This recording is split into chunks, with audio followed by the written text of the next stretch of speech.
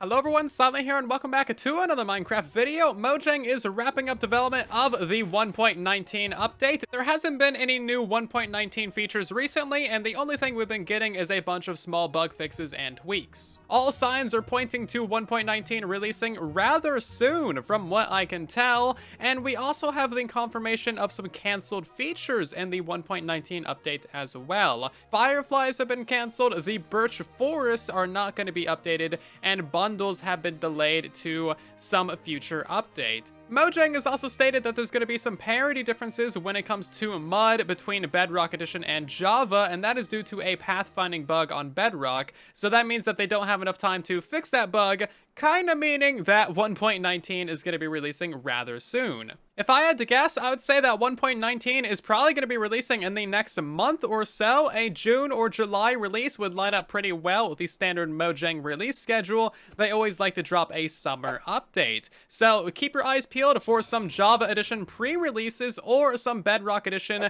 1.19.10 betas. Either of those would be a sign that 1.19 is very, very close, so stay tuned. With all of that information out of the way, let's take a look at the recent developments for 1.19. There has been a ton of little bug fixes and mechanic changes here or there. I haven't covered a beta recently, so we're just going to speed run this and cover as many bug fixes as possible.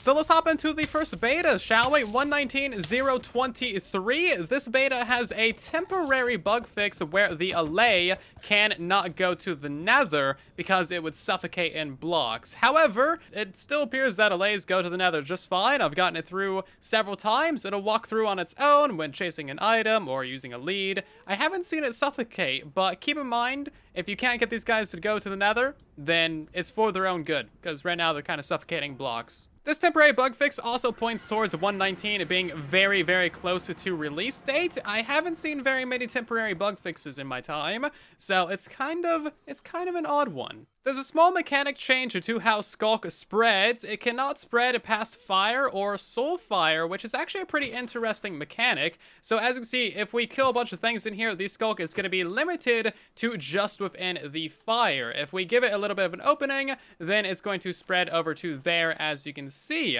Kind of an interesting mechanic. I really like it. It's very Stranger Things, and I'm all on board for that. This beta also fixes the bug where mangrove trees cannot grow properly underneath Y0. If you remember, they would spawn down here, and then there would be a giant clump of leaves up around Y0-ish. And that was really strange, but that bug has now been fixed, so you're free to grow a mangrove tree wherever you want. And let's hop into the next beta, 1.19.031. This one brings an entire laundry list of changes to a Spectator mode, which is not quite done yet. However, it is functioning very well, and they've been making a lot of progress on it, as you can see from the huge list of changes right here. So overall, pretty awesome, and I think it's going to be very, very functional by time 1.19 is released. However, I am hoping that we can customize Spectator mode and modify it with the use of add-ons. If we're able to change how this game mode behaves, that's going to open up a lot of doors for mini games and maps and moderation and all kinds of stuff. But overall, great progress with Spectator mode. I mean, look how nice this is. There's been a bug fix to ancient cities. They are now less likely to be flooded with water and lava. So obviously, most of the time they would get flooded, they look pretty trashy, kind of like this. However, I do think that this right here actually looks pretty epic looking, and an underwater ancient city, if it was done properly, might be really fun. Of course, that breaks the entire Warden and everything, but it would still be kind of cool to see. There's also been a bug fix to the Skulk Shrieker. If these things are activated and you break it mid-activation, that will no longer prevent a Warden from spawning. So once it activates, that's it. Just run away. There's no point in breaking it. The redstone inside the ancient city has also been fixed and updated for Bedrock Edition, so it will no longer break. There appears to be a mine shaft generating through mine, but it still works. So now how it works is there is actually a little Warden boy, a little chiseled deep slate up here, and that is at the foundation of the definitely not a portal, and you have to place a block up here in order for that to actually open the piston door down below. There's a whole bunch of wool everywhere around this skulk sensor, so the only way to activate it is from directly above it. So as you can see, this little warden boy right here is directly above that skulk sensor, so you would have to like walk over this or place a block there or otherwise activate a vibration right here in order to even realize that there's redstone and a room below us. Also, a good time to mention that these skulk sensors can now be waterlogged again, so that is very good, and that also means that these skulk sensors at the top of these little lamps are once again waterlogged as well. Not only can they be waterlogged, but there's also just like a ton of other changes to the skulk sensor, which is very good to see. They've really been knocking out the bug fixes with the skulk sensor, so now it should detect basically everything as far as I'm aware. There's probably still a number of things that it cannot detect, but as you can see, Mojang is prioritizing these bug fixes. There's also been a pretty epic change to nether mob spawning, at least if you're a mob farmer, not so much if you're trying to prevent some mob spawning. So skeletons, wither skeletons, piglins, and endermen can now spawn between light levels 0 and 11, and nether portals happen to put out a light level of 11, meaning that we can put a nether portal right on the spawn spot in a fortress and basically have an instant with a skeleton farm, which is going to give us supremely better rates than like anything else, so that's amazing.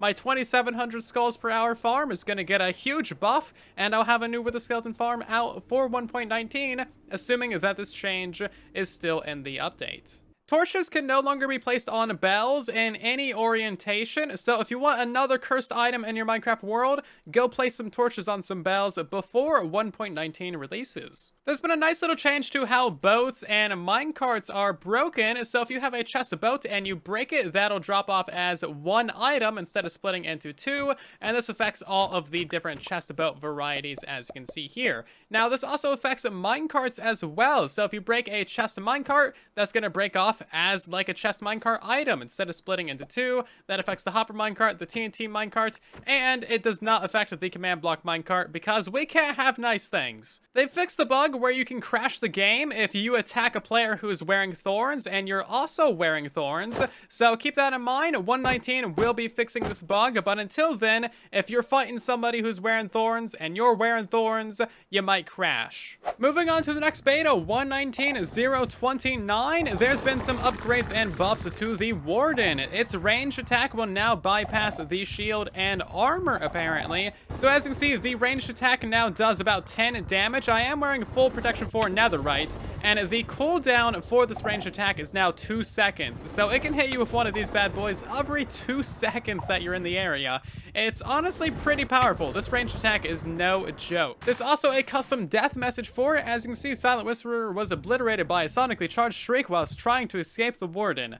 Quite the mouthful. And I feel like we're going to be seeing a lot of these death messages in chat. We can sleep well at night knowing that they actually reduced the amount of damage that their ranged attack does. Previously, it did 30 damage per ranged attack. Now it only does 10. So it was way more OP.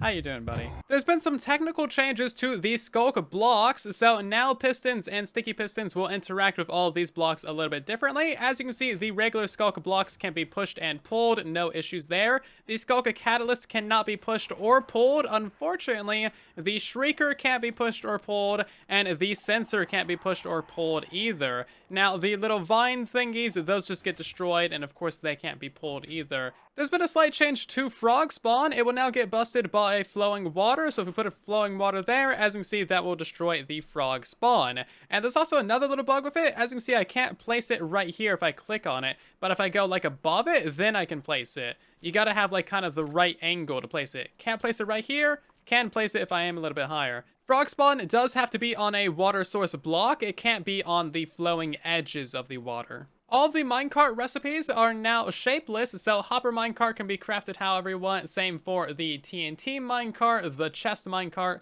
and of course this also applies to the chest boats as well. Those are all now shapeless. There's been some interesting changes to the shulkers. They are now immune from fire. This is a fire aspect 2 sword, so they will no longer be able to burn. And they will also now stay upright when in vehicles, such as boats or minecarts. So you won't see them on their side or upside down or something, which was causing some issues and overall making them harder to transport around the world. So kind of interesting. We've had a fantastic change to the Wandering Trader. So now if the llamas are no longer on a lead or connected to the Wandering Trader itself, they are no longer persistent mobs and they can actually despawn, which is fantastic. We've been having these guys build up in caves for years at this point, so this is great. You'll no longer find these guys randomly on their own in a cave or something. These guys can also be breeded now as well if you feed them a hay bale. This is a nice little change because it can give you some llamas without having to go to a mountain or something. And also the baby is like the same as the adult. It's a baby Wandering Trader llama. Ha! That's so cute. Look at him.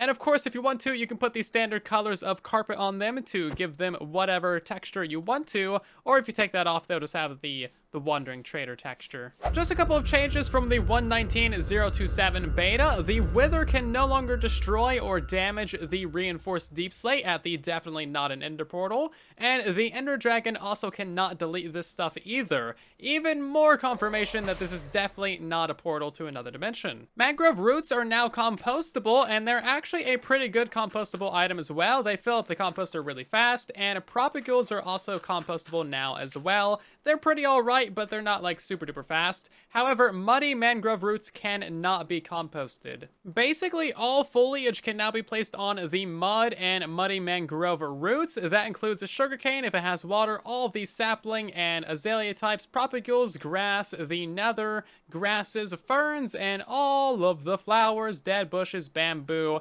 the twisting and weeping vines, and even the mushrooms as well.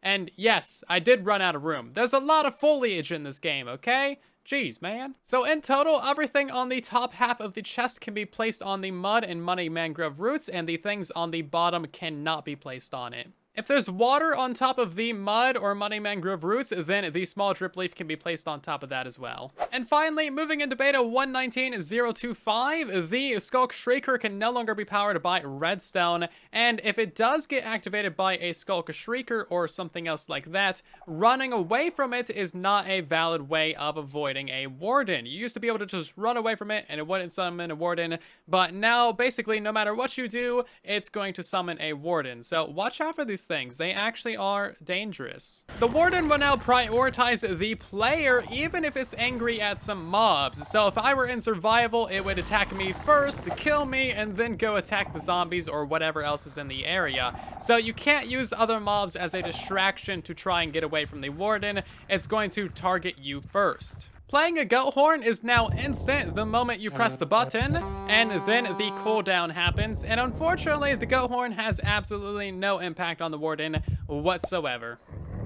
And finally, the Allay now regenerates 2 health per second, which I think is 1 heart, and that is going to make this thing very hard to kill accidentally or die on its own in the world, which is fantastic. They're kind of hard to get, so as long as you're not damaging them too constantly, then they won't die. And those are all the changes that we've gotten to Minecraft 1.19 in the last couple of weeks for Bedrock Edition. Hopefully you learned a thing or two, and if you did, then consider leaving a like, as it has significantly helps out the video and the channel a ton. If you're new here, then maybe consider subscribing to help us reach 500,000. And otherwise, thank you so much for watching. I'll see you down in the comment section in the next one. And then there was silence.